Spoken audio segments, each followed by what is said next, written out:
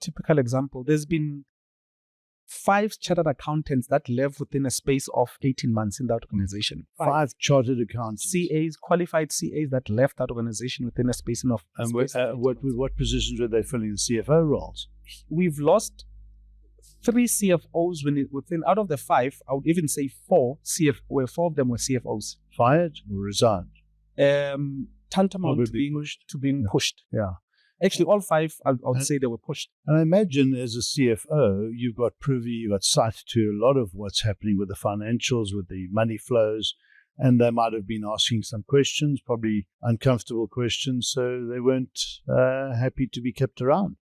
Yeah, most of them actually did indicate, the last one that I know did put up a fight, did write to the board, did indicate her discomfort with the CEO's behavior. Mm-hmm. But ultimately, she was initially she tried to resign, and he's the kind of guy. I can tell you, maybe today after this incident, after this interview, he might concoct some charges against me, even though I know that there's nothing that he will concoct some charges in order just we can say, I'm revoking your end of contract. I'm now suspending you.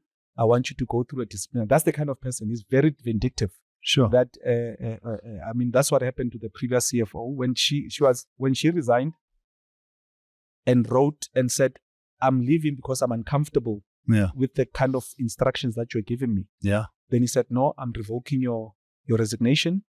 I'm now putting you under suspension. You're going to go through a disciplinary hearing," because he can. So she resigns, and he says, "I'm not accepting your resignation. I'm going to discipline you and fire you." Yeah. Because that's how he works. He wants to embarrass you. With me, he can actually... And make it very difficult for them to get jobs again. This can be converted into... You can say, listen, I'm revoking your end of contract. I'm going to go through a disciplinary hearing and just... Because he can. So, just to get a bit of a summary, and we're not surprised by what we're hearing, is because this has been coming out for some time. But there's this organization that has this culture of fear.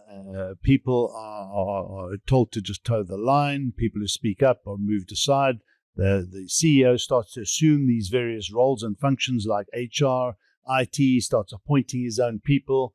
And invariably, you have a dysfunctional organization with all this power resting in the CEO. By the way, there's no board, so there's no board oversight. So he's the de facto board, and he's got all of this power, and he's just running